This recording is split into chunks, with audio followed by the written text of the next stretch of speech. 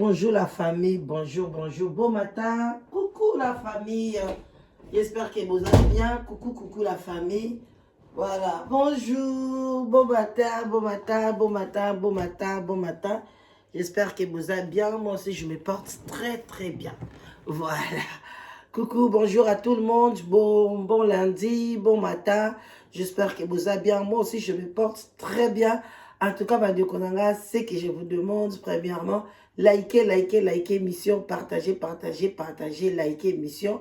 Et vous allez bien, likez, soutenir émission. Fina wana vraiment, likez mission. Et vous allez quitter comme makasi. Voilà, Bande Konanga, bah, bonjour encore, bah, bonjour, bah, bonsoir. Ça dépend de à laquelle vous allez suivre la danoise. Bambote ebele bisika bizubino, j'espère que bozo les kata ya bien, moi ya janvier, moi moko moulaï makasi, to sisi bambongo na ba fête, to sepeli, to kanaka mbote makalate to kota na février. Voilà, bande konanga shalom na ba homme de Dieu, ba chantre de l'éternel, ba shalom bisika bizubino. Boboto bonde kona kacha mabota na bino bande ko église catholique yenge na bande kona sa bundu dia Congo na église ya PV ya Longo to sali pe bongo to lobi matondo na bakimbangiste respect belé to pesa na ba chef coutumier na biso vraiment bande kona nga to zokota na kolamsa conscience ya lelo ezali kande na yebisa bino pasi ya baninga ezaka conseil et pas ya bandeko na nga bino bato bolandaka nga ebele boza ba maman msu bokoza esu na situation ya ndeko mwana mobali oyo ekomeli ete mais toza na bana to conseiller bana bémission boyelakisa mwana na yo parce que bandeko na nga to wana tendance tokomi na monde moko ke bato asima to benga bango bapelula bakomi ebele ba lesbienne bakomi ebele mais bandeko na nga bato ebele o bazalaka na situation wana nga na sekaka bango te nga na kritikaka bango te parce que soki otangi yango penza bien okomona ke majorité na bango toloba vraiment 95% babotama ndenge wana eyebanaka deja banda bomwana mwana kolinga toujours aza na tendance ya mwana mwasi surtout bana mibali bango nde balakisaka yango noki okomona alingi tendance ya bana mibali alingi kosakana na bana basi bazosakana na bana basi ya kolingaka ye mpe azala mama ye nde alamba ye nde asakana bana popi donc eyebanaka bandeko mosusu mpe bamema bana bango mpe bapsychologue basunga bango bazongisa bango baoriente bango na kote ya bomobali mais mosusu esimbaka te bamosusu bakashaka yango na sa motema na ye azolinga na ye bana basi ebana na ye aza na tendance ya bana mibali mais société place azali environnement place azali ezosalaki a étouffé vie na ye omona mpe bato abongo mpele mosusu babelaka bakóma na baproblème donc mutu azali libre asala oyo tendance nini ndenge abotameli voilà mais le problème eza ke kolinga te tikala ndenge wana physiquement salela na yo ki pede na yo ki nini na yo mais tikala physiquement kolinga te o changer morphologie na yo kolinga to bando mela bakisi bandeko na nga ka ndenge nazo insister mikolo yo soki nzoto na yo eza bien et permettre yo te na no bando mela bakisi oyo ya tension oyo ya diabète oyo ya estomac oyo ya mukongo pasi oyo soki ya badouleur oyo ya barhumatisme oyo ya boye ya bandeko na nga komelaka bakisi te loba bavitamine parce que ou bien bacomplément alimentaire parce que biloko toliaka ezalaka na nyonso te mais yo wana obandi na yo koluka eloko moko boye okisi ya tioko okisi ya bahormone na nsima na ngai evimba nakóma na mabele nabima mandefu ekende bandeko na nga eza pasi na mawa botala ndeko mwasi mobali place ya komi bandeko na ngai tokota na lisolo parce que oyo eza lisolo tokende na biso mosala totikali kana à peu près 15 minutes nakei nano nalakisa bino na bafoto bomona ndeko na biso ya mobali ndenge nini azalaka bandeko ndeko mobali yeyo botala ye na bokebi nyonso ndeko mobali yeyo azalaka boye azalaka na ye mwana ya mobali mais kotelema na ye bozomona azalaki deja na batendance ya bana basi et puis bango balekaka biso na jantance balekaka biso na lolendo, balekaka biso na fier.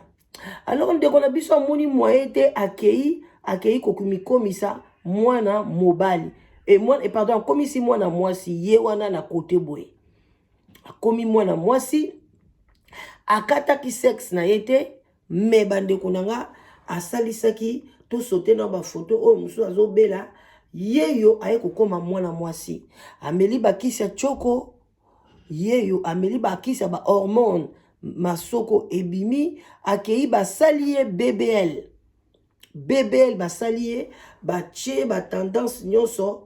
Bandeko mwana mwasi ya baluki akoma mwana mobali akoma mwana mwasi tala taille. En tout cas, ngaso na yeba ki ete na moni na nzela na kolula ye na oloba o mwana mwasi kitoko boye nzamba zwaka tanga ya sala ye. Nzoka nde o nyonso bandeko nanga opération ya BBL.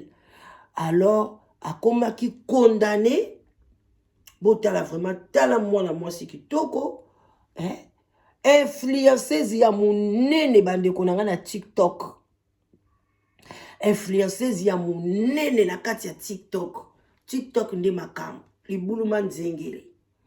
Bandeko botala mwana mobali ndenga koma. Yo mwana mwasi kotelema na ye pembe o pembe, tatu o tatu. Mwana o azaki mwana mobali ye wana komi mwana mwasi. Ye yo botala awuti boye. Awuti na kimobali. Zomona. A kote wana eza ye bomoni bandeko nanga mwana mobali azosala ki influenceuse na kati ya TikTok. Donc bato ebele bayeba kaka azana ye mwana mwasi, neti biso ba oto ebika kaka azana ye mwana mwasi, nzoka nde azana ye mwana mobali. Makambo nini ekomeli mwana mobali oyo? Donc ba mbongo akobeta ba jeu, abande kobeta ba jeu o baliaka ba lion wana. Ba jeu na bango ba beta ka wana ko beta ko gagner ba mbongo na ndinga osakana te, siko amelaka ba kisi ba hormone pona mabele a soutenir mabele na ye, a soutenir sima na ye. Vous comprendre? Alors bande konanga kisi wana e baluki e bloqué ba rein. Et bloqué ba rein. Bande konanga azana moins de 26 ans. Ba 25 ans et bloqué ba rein na minute to oloba botala ndeko po na lina chela bino ojobo yoka ndeko mwasi ndeko mobali yeyo to oloba ka ndeko mwasi yeyo na kati ya mbeto hôpital bomondenga yindi yewa na lali bomondenga zongi mwindu docteur apekisi ba kisi nyonso bandako mela oya bate ya choko batonga bandako zwa pona ko mapembe. Docteur apekisi ye bakisi nyonso ya hormone mabele nyonso ezongi kaka sauf koto parce que ça va ki bébé l'opération basala ka kokotsa biloko ebele mais ndeko mwasi pardon to kobenge ndeko mobile yeyo azongi moyindo mabele nyonso ekei et puis awa botala bien bazozongi se makila ndenge basala ba pareil wana ya chuku ba rein nyonso ekufi. Akomi kolela azali kolela azosenga aide na bafani na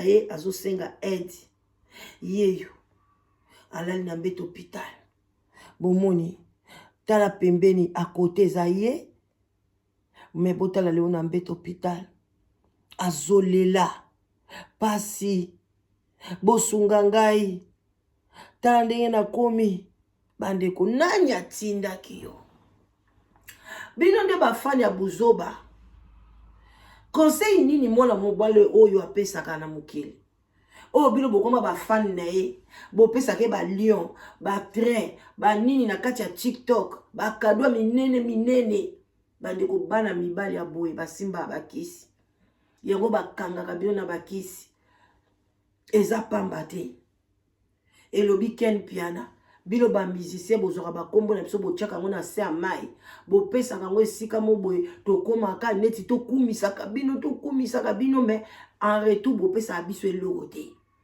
eza neti bato aboye okomone na nzela mwana mwasi abwaka maboye tolanda na bokebi nyonso histoire nae bolanda attentivement na bokebi nyonso bandeko solo la na bana biloko ekomi ebele surtout TikTok eza na makambo ebele bo solo la na bana na bino e ozala kitoko makasi bolanda. Femme transgenre, Djebougi a perdu 2 de ses reins et se trouve actuellement sous dialyse après une opération BBL ratée. De son vrai nom, Daniel Anthony, âgé de 25 ans et d'origine nigériane, elle s'est fait connaître. Boyoki, ba dere na ye, eza endommagé, nyonso e baby, azali donc d'origine na ye, aza mwana mobali, vrai nom na ye Anthony, d'origine nigérienne. En 2020, lorsqu'elle a rendu publique sa décision de devenir une femme, de passer du genre masculin au genre féminin.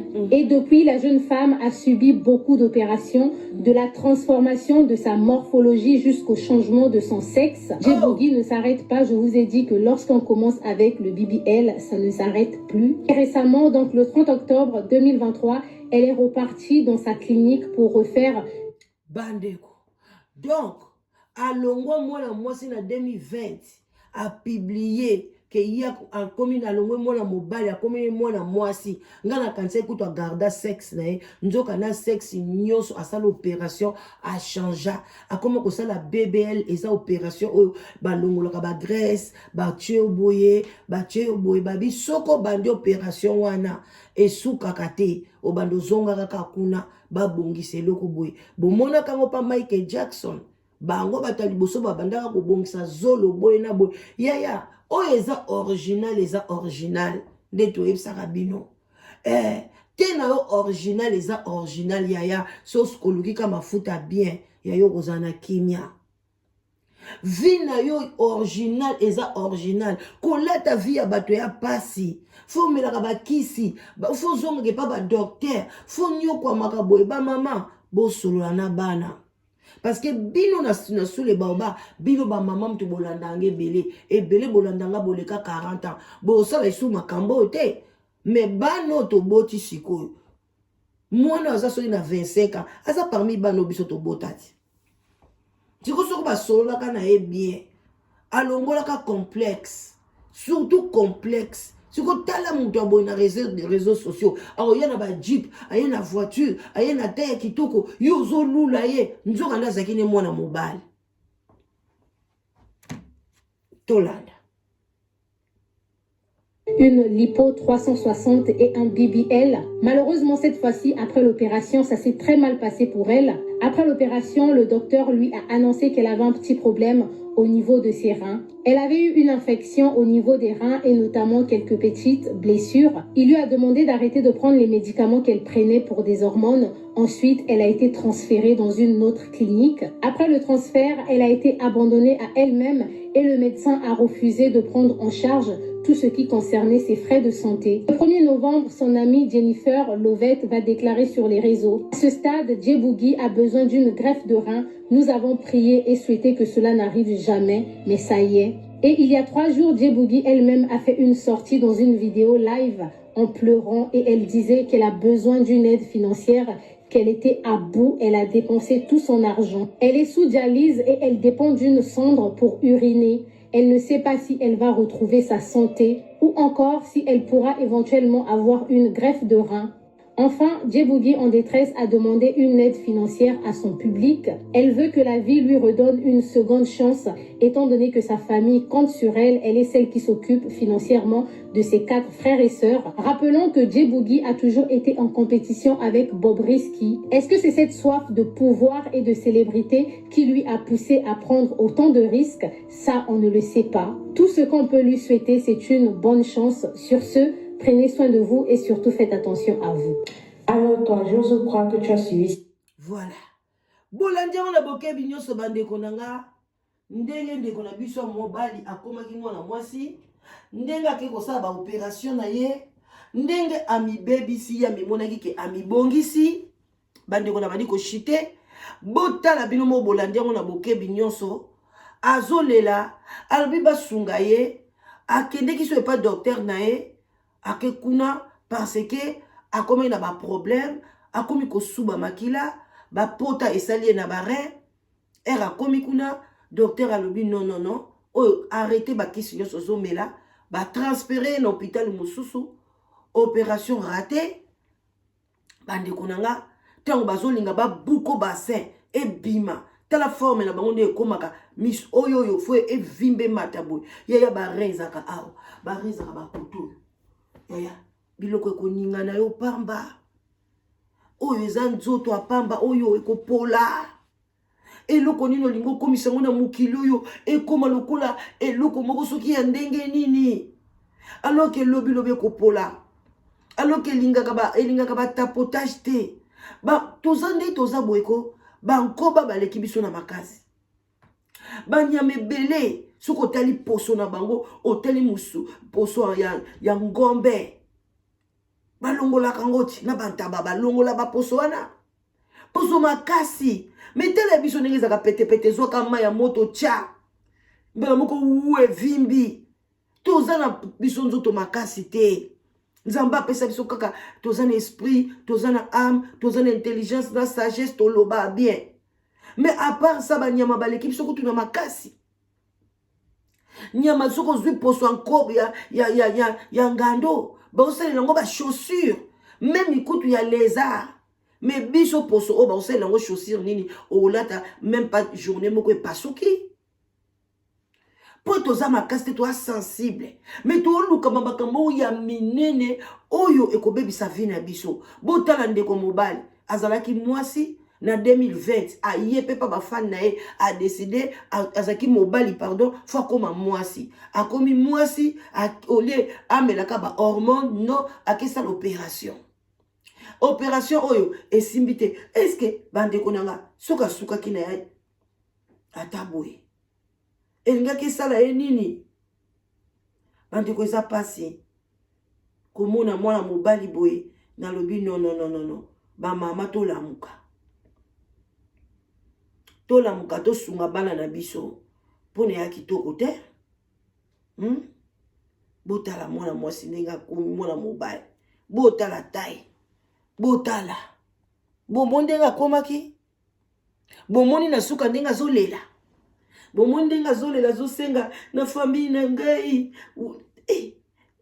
botala oyo foto oyo akote azolela botala mutu ndenge ayindi botala ndenge azolela bafani bosunga nga nde nasungaka libota mama papa so oza na mbongo te kobota te soko oza na musolo te memi na poto awa botata moko kolinga te bana obota babanda kokesa prostitution babanda kosala kindumba mpona baya kosunga baparent tala baresultat na yango lelo azolela na bafani na ye aza abandonné maintenant bazoloba abandonné de elle-même parce qu'akoma de ya mwasi elle est abandonnée na kati hôpital olias azala concentré bazosala ba dialyse wana mais aza concentré te azoluka ba aide bapesa ye na bafani na ye par-ci par-là ta mosusu bafani na banigeria bakabake kawe ya bakongolais surtout biso na youtube okwei maladi ya boye fani nini yango apesa mbo fani nini ya kopesa yo pardon bandeko tosuki wana bon attendeur salut j'espère que ba maman boza wana so pe ba jeune fille bolanda biso ba jeune garçon même ba maman n'allez pas tapoter banzoto na bino surtout biso ba mama bachoko yaya suka kobela barin ebele batia bachoko bakoma lelo na maladi ya barin babeta lisolo te bamelema bavanda nie aoya koyebisa bino te ke bokeba ye bato nyonso to te bayaka kokebisa baninga bokeba ye nazwi baproblème badokter bayebisinga ke na biloko na bande kopakola biloko na bande komela epesinga maladi boya oloba te akokufa na maladi na ye ebele bana basida baloba te aye po lingi ye balingi yo barapport pe bosali baza kuna te peuple moko motema mabe alors biso toyaka olamusa bino conscience yo mosala no kaka partager na 5 personnes 10 personnes like émission et au sala qui to makasi au peut ça toujours ba inspiration pour notre ya kaliboso na bino to la sa conscience et belé to la sa bango conscience lelo baza bien na ba mabala na bango na ba vie na bango normal na misala na bango